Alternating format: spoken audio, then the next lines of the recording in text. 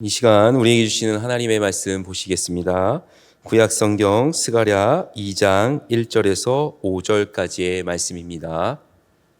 스가랴 2장 1절에서 5절까지의 말씀, 구약성경 1314쪽에 있습니다.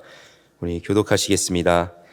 내가 또 눈을 들어 본즉 한 사람이 측량줄을 그의 손에 잡았기로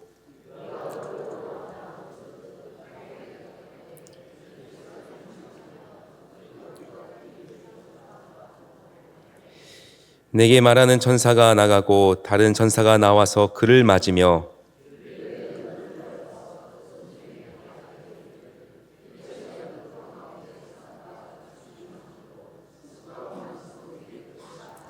함께 읽겠습니다. 여호와의 말씀에 내가 불로 둘러싼 성곽이 되며 그 가운데에서 영광이 되리라. 아멘. 폐허 속에 임한 환상이라는 제목으로 오늘 하나님의 말씀 증거하겠습니다. 여러분, 폐허가 된 초라한 현실 속에서도 소망은 찾아옵니다. 오늘 말씀에 나오는 스가랴 선지자는 바로 폐허가 된 초라한 현실 속에서도 소망을 발견했던 사람이었습니다. 우리가 잘 아는 것처럼 이스라엘 역사에서 바벨론 포로 생활이 있습니다. 북이스라엘과 남유다 왕국이 망하고 이스라엘의 백성들이 뿔뿔이 흩어지고 또 바벨론이라는 거대한 제국으로 포로로 끌려갔던 사건이었죠. 그래서 이스라엘 백성들은 그 거대한 제국 아래에서 지배를 받으면서 거기서 그들은 절망 가운데에서 살아갈 수밖에 없었습니다. 그렇게 거대한 제국 아래에서 아무런 기약 없이 살아가던 때에 갑자기 그 땅에서부터 고국으로 다시 돌아갈 수 있는 기회가 생기죠. 바로 하나님께서 이스라엘 백성들을 다시 예루살렘 땅을 향하여 갈 수 있도록 바로 바벨론 포로 생활에서 하나님께서 다시 고국으로 돌아가게 하시는 사건이 일어났던 것이었습니다. 그때 소수의 사람들만이 하나님이 주실 회복을 기대하며 부푼 꿈을 안고 이 예루살렘을 향하여 나아가기 시작했습니다. 그렇게 예루살렘에 도착했을 때 하나님이 주실 회복을 꿈꾸며 달려왔던 길이었는데 막상 그들 눈앞에 펼쳐져 있는 현실은 그들이 기대한 것과는 완전히 다른 현실이었습니다. 무엇이었습니까? 바로 땅은 완전히 폐허가 되어서 버려졌고 백성들은 가난과 궁핍한 생활을 이어가야 했으며 무엇보다도 자신들이 그렇게 굳게 붙잡고 소망하던 예루살렘 성전이 완전히 무너져 내린 모습이었다라는 것이었죠. 그리고 그 성전을 다시 짓기 위해 공사를 시작했을 때 그 공사를 방해하는 세력들로부터 결국은 공사가 중단되는 그런 안타까운 상황을 맞이할 수밖에 없었습니다. 이것이 이스라엘 백성들의 가슴을 아프게 한 이유가 있습니다.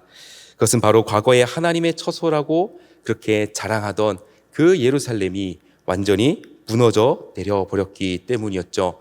그리고 그것을 보면서 이 백성들은 어떠한 마음을 품게 됐느냐? 과연 하나님이 우리와 함께 하시는 것이 맞을까라는 의문이 들었다는 것이죠. 우리가 살아가면서 우리가 절망을 느끼는 순간이 있습니다. 여러분들은 어느 때에 절망을 느끼며 살아가십니까? 바로 하나님이 과연 내 인생에 함께하고 계신지, 만약에 하나님이 정말로 계시다면 과연 나의 이런 초라한 삶의 모습을 왜 지켜만 보고 계시는지, 이런 의문이 들 때 우리는 절망에 빠지게 됩니다. 이스라엘 백성들도 모두가 그런 절망 가운데 있었습니다. 그러나 오늘 말씀을 통해서 우리가 깨닫게 되는 것이 있습니다. 무엇입니까? 바로 초라한 현실, 절망 가운데서도 하나님은 회복을 준비하고 계시는 분이라는 것입니다. 우리는 그 스가랴 선지자의 이름 속에서 그것을 한번 찾아봤으면 좋겠습니다. 여러분, 스가랴 선지자의 이름에 뜻이 있습니다. 그 뜻은 바로 여호와께서 기억하셨다라는 뜻입니다. 여호와께서 기억하셨다. 하나님은 도대체 무엇을 기억하셨을까요? 그것은 바로 이렇게 초라한 현실 속에 살아가고 있는 이스라엘 백성들의 고통을 기억하고 계셨다라는 것입니다. 하나님 언제나 기억하시는 분입니다. 우리의 삶의 모든 순간, 모든 모습, 우리가 때로는 우리의 고통스러운 우리의 상황 속에서 울부짖을 수밖에 없는 상황 속에서도 하나님은 언제나 우리를 기억하신다라는 것, 그것이 우리에게 소망을 가져다 준다는 사실을 믿으시기를 바랍니다. 그래서 스가랴 선지자는 이렇게 하나님께서 자신들의 백성들을 기억하시고 회복을 주실 것이라는 것을 그는 오늘 말씀에 나와 있는 환상을 통해서 바라볼 수가 있었습니다. 그의 땅은 비록 황폐한 땅 위에 서 있었지만 그의 시선만큼은 하늘을 바라보았고 그 하늘을 바라보았을 때 하나님이 그에게 보여주신 환상이 있었습니다. 그것은 바로 하나님이 이제 그의 백성들을 기억하사 회복을 주신다라는 환상이었던 것입니다. 그래서 오늘 1절과 2절 말씀을 보시게 되면 내가 또 눈을 들어 본즉 한 사람이 측량줄을 그의 손에 잡았기로 내가 어디로 가느냐 물은즉 그가 내게 대답하되 예루살렘을 측량하여 그 너비와 길이를 보고자 하노라 하고 말할 때에 라고 오늘 말씀을 시작하고 있습니다. 이제 하나님이 무너진 예루살렘 성전을 다시 세우기 위하여 그 너비와 길이를 측량하실 것이라는 것을 보여주었죠. 스가랴는 그 환상을 보면서 천사 손에 들려져 있던 측량줄을 보면서 아마도 하나님이 이전에 하셨던 과거에 하셨던 그 약속을 떠올릴 수가 있었을 것이었습니다. 그렇다면 스가랴 선지자가 떠올렸던 하나님의 약속은 무엇이었을까요? 우리 1장 16절 말씀을 보게 되면 하나님의 이런 말씀이 나옵니다. 우리 화면에 보시면 우리 1장 16절의 말씀, 내가 불쌍히 여김으로 예루살렘에 돌아왔은즉 내 집이 그 가운데서 건축되리니 예루살렘 위에 먹줄이 처지리라. 하나님은 이 성전을 건축하다가 중단되었을 때에 바로 스가랴 선지자에게 약속을 하나 주셨습니다. 그것은 내가 돌아왔은즉 예루살렘을 다시 회복하게 했다는 약속이었던 것이었죠.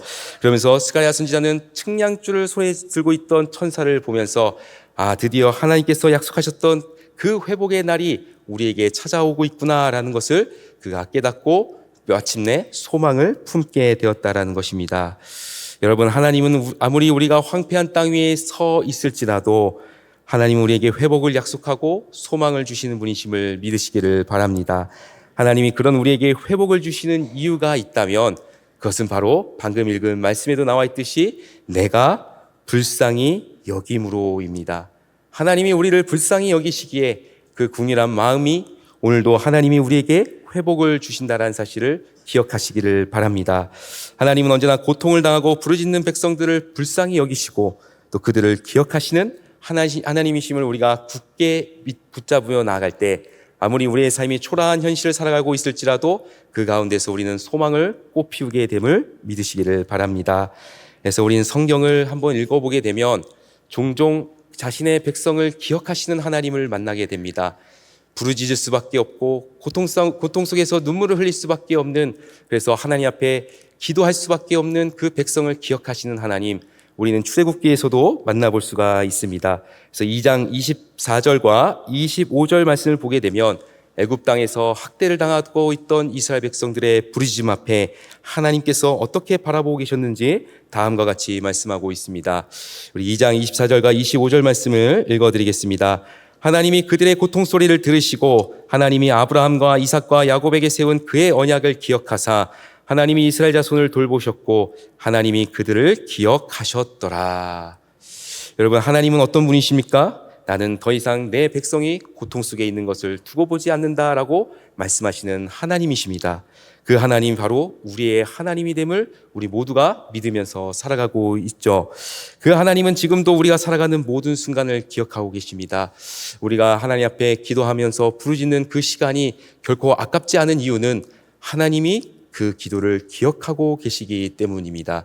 그리고 마침내 하나님께서 그 기억을 통하여서 우리에게 새로운 날을 주시고 회복을 주신다는 사실을 날마다 소망하면서 살아가시기를 바랍니다.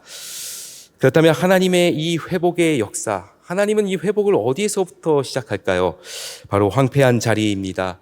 오늘 말씀에 나와 있는 폐허가 된 예루살렘, 거기서부터 하나님의 회복이 시작되고 있습니다.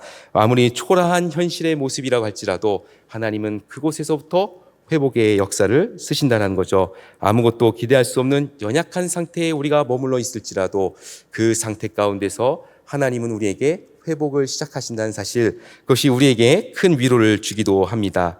오늘 말씀을 함께 보게 되면 이스라엘 백성들이 건축하는 성전을 보게 되면 하나님께서 무엇을 말씀하셨는가? 바로 그 성전을 지켜줄 성곽이 없는 성읍이 것이다 라고 말씀하고 있습니다. 여러분, 성곽이 없다라는 의미가 무엇입니까? 그 성전을 지켜줄 만한 어떤 방어수단이 없다라는 것이죠. 굉장히 치명적이라고 할 수가 있죠. 그래서 늘 외부 세력에 의해서 방해를 받게 됩니다. 실제로도 이스라엘 백성들은 성전을 재건하기 위해서 공사를 진행하는 가운데 숱한 방해를 받아야만 했고 결국은 성전에 짓는 공사가 중단되기까지 했습니다. 그런데 하나님은 천사를 통하여 환상 가운데 스가랴에게 다음과 같은 말씀을 주셨습니다. 우리 4절 말씀입니다. 예루살렘은 그 가운데 사람과 가축이 많으므로 성곽 없는 성읍이 될 것이라 하라. 이것이 바로 하나님이 이스라엘 백성들에게 주신 약속이었다라는 것이죠. 비록 그들을 지켜줄 성곽은 없을지라도 하나님은 어떻게 하신다는 것입니까? 그 황폐한 자리에서 사람과 가축이 힘이 넘쳐나는 회복의 날을 주시겠다는 약속입니다. 그러면서 우리가 깨닫게 되는 것이 한 가지가 있습니다. 우리가 정말로 의지해야 될 대상이 누구인가를 우리는 물어볼 수 있어야 합니다. 여러분, 성곽과 같이 큰 버팀목이 되어주고 의지할 만한 것이 우리가 의지해야 할 대상입니까? 아니면 그런 버팀목이 없을지라도 우리를 지켜주시고 우리 가운데 함께 하신다고 말씀하시는 하나님이십니까? 우리 모두가 의지해야 될 대상은 바로 하나님이 되신다라는 것입니다. 그래서 우리가 해야 될 것은 늘 눈을 들어 하나님을 바라보면서 그 하나님이 우리에게 도움을 주시고 마침내 회복을 주실 날을 우리는 소망해야 한다라는 것이죠. 그렇다면 우리가 하나님을 의지할 수 있는 이유는 무엇입니까? 하나님은 전능하신 하나님이시기 때문입니다. 여러분, 하나님이 전능하시다라는 이 말씀 앞에서 하나님이 전능하시다라는 것을 어디에서 여러분은 발견하실 수 있습니까? 저는 하나님이 세상을 창조하셨고 하나님이 천지를 창조하셨다는 것에서 하나님은 전능하신 분이라고 인정할 수가 있습니다. 하나님이 세상을 처음 창조하셨을 때에 이 세상의 모습이 어떠했다고 성경은 말씀하고 있죠. 땅은 혼돈하고 공허하며 흑암은 깊음 위에 있었다라고 말씀합니다. 그게 바로 창세기 1장 2절의 말씀이죠. 땅은 혼돈하다는 것은 질서가 없고 혼란한 그 자체였고, 그 다음에 공허했다는 것은 마치 텅 비어있는 것과 같았다는 거죠.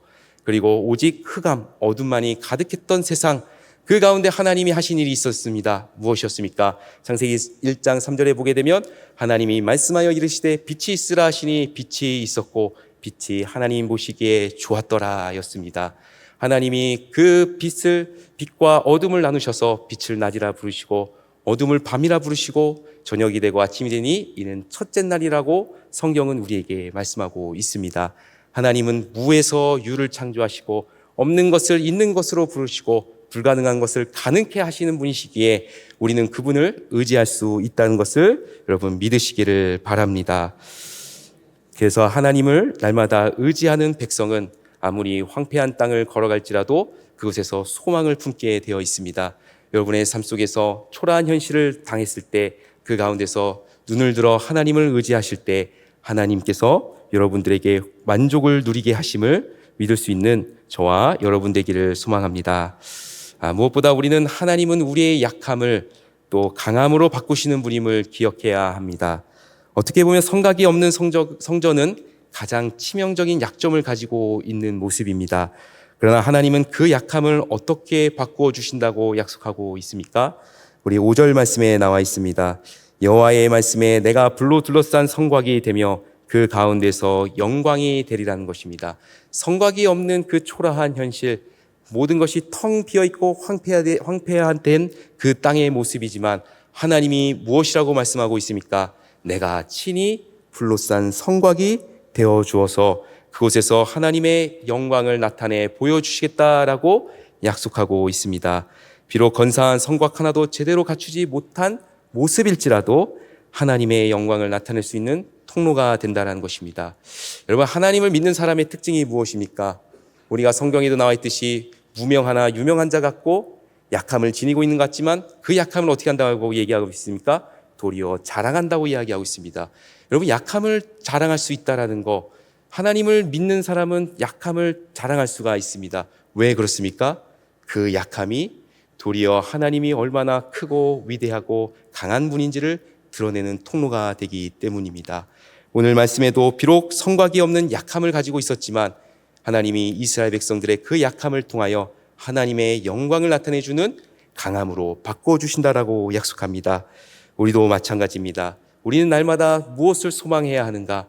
약한 우리의 인생, 초라한 현실을 살아가는 우리의 모습일지라도 그것을 도리어 바꾸어서 하나님의 영광을 나타내는 통로가 된다는 것을 바라보시기를 바랍니다. 그리고 하나님은 그 가운데서 우리에게 하나님의 그 임재를 약속해 주십니다. 하나님의 임재는 하나님이 함께하여 주시는 것입니다. 그리고 그 안에 하나님께서 찾아오셔서 자신의 백성과 친밀하게 교제를 누리며 살아가게 하시는 것이죠. 그렇다면 우리가 붙잡아야 할 소망은 무엇입니까? 바로 이처럼 하나님이 우리에게 찾아오사 우리 안에 거하시고 우리가 지니고 있는 약함에도 불구하고 그 가운데서 하나님이 우리와 함께 하시는 날을 우리는 굳게 붙잡아야 될 줄로 믿으시기를 바랍니다. 저는 이 시대를 살아가는 많은 사람들에게 겪고 있는 정서가 한 가지 있다고 생각을 합니다. 그것은 바로 빈곤함이라고 생각을 합니다. 빈곤함이라는 것은 텅 비어 있다라는 것이죠. 우리가 살아가는 이 시대가 굉장히 풍요롭고 부족함이 없는 것처럼 보이는 시대이지만 사람들의 마음속에는 내면에는 한 가지씩 텅 비어 있는 자리가 있다라고 생각을 합니다. 사람들은 그 텅 비어 있는 자리를 채우기 위해서 하나님이 아닌 다른 어떤 것으로 채우려고 하고, 그러다 보니까 하나님이 아닌 다른 것으로 채우려고 이렇게 살아가다 보면 더욱더 자신 안에 있는 결핍을 느끼고 갈증을 느끼게 된다라고 생각을 합니다. 그것이 성경이 우리에게 주는 교훈이기도 합니다. 우리의 그 텅 비어있는 자리는 무엇으로만 채울 수 있는가? 바로 하나님 한 분만으로만 채울 수 있다는 것입니다. 우리가 잘 아는 성경 말씀에도 하나님은 우리에게 영원을 사모하는 마음을 주셨다라고 말씀하고 있습니다. 우리의 텅 비어있는 그 마음 내면에 우리가 채울 수 있는 것 오직 하나님이 아니고서는 안 됩니다. 그렇다면 여러분 초라한 현실 속에서 내 안에 있는 그 텅 비어있는 마음의 자리를 발견하셨을 때 우리가 해야 할 것은 그 가운데 하나님이 함께하사 하나님이 채워주시는 은혜를 구하실 수 있는 저와 여러분 되기를 바랍니다. 그래서 오늘 말씀을 통하여 하나님은 우리에게 한 가지 소망을 주고 있습니다. 내가 너희에게 찾아와 너희와 영원히 함께 하리라라는 것입니다. 하나님이 우리를 자신의 성전으로 삼으십니다. 그리고 그 안에 거하시고 우리도 그 안에 거하면서 살아갈 수가 있습니다.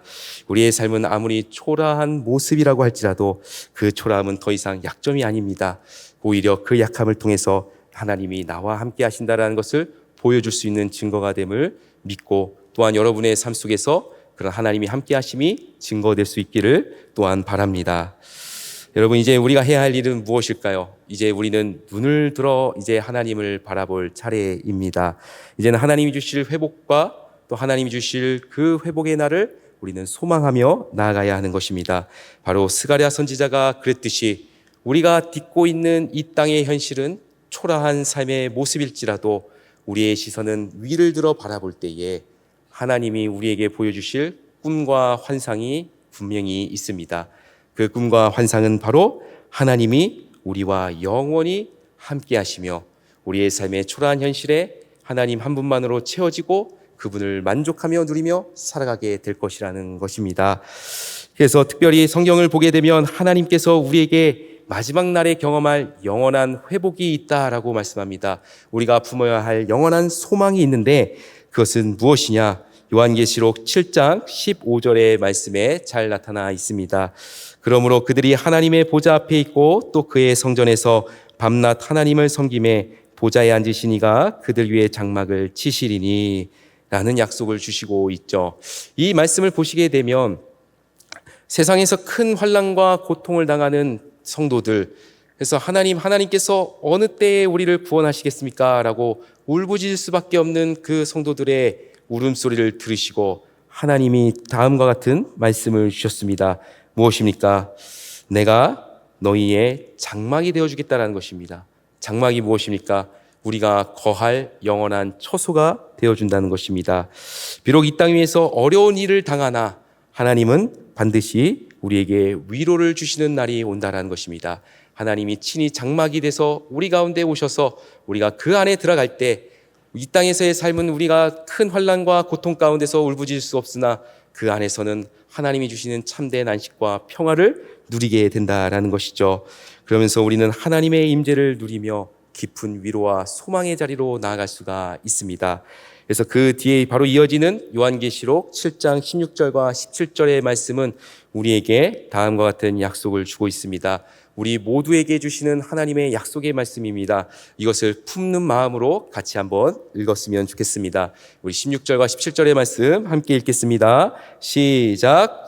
그들이 다시는 줄이지도 아니하며 목마르지도 아니하고 해나 아무 뜨거운 기운에 상하지도 아니하고 이는 보좌 가운데에 계신 어린 양이 그들의 목자가 되사 생명수 샘으로 인도하시고 하나님께서 그들의 눈에서 모든 눈물을 씻어 주실 것임이라. 아멘. 이제 말씀을 정리하면 여러분, 황폐한 땅에서도 우리는 꽃을 피워낼 수 있는 날이 있습니다. 비록 텅 비어 있는 것처럼 아무것도 없는 초라한 현실일지라도 그 자리 가운데 하나님은 오늘도 회복을 시작하고 계십니다. 그리고 우리는 그 회복을 우리는 꿈꾸며 살아갈 때에 우리의 모든 삶을 기억하사 우리의 슬픔과 아픔과 고통을 외면하지 아니하시고 반드시 우리에게 회복을 가져다 주실 그 하나님을 만나는 때가 찾아올 것입니다. 그리고 하나님이 우리에게 영원한 처소가 되어주셔서 우리는 그 안에 거하면서 영원히 하나님과 함께하며 더 이상 우리 안에 텅 비어있는 자리가 아니라 하나님 한 분만으로 온전히 채워지는 날을 우리는 소망하며 달려가야 될 줄 믿으시기를 바랍니다. 여러분은 이러한 소망을 가지고서 살아가기를 원하십니까? 그렇다면 방금 읽은 요한계시록의 그 약속의 말씀처럼 영원한 우리의 목자가 되시는 주님 한 분만을 따르시며 더욱 의지하시기를 바랍니다. 그러면 예수님께서 우리를 생명으로 인도하여 주시고 우리의 모든 눈물을 씻어주는 날을 우리 모두가 맞이하게 될 것입니다.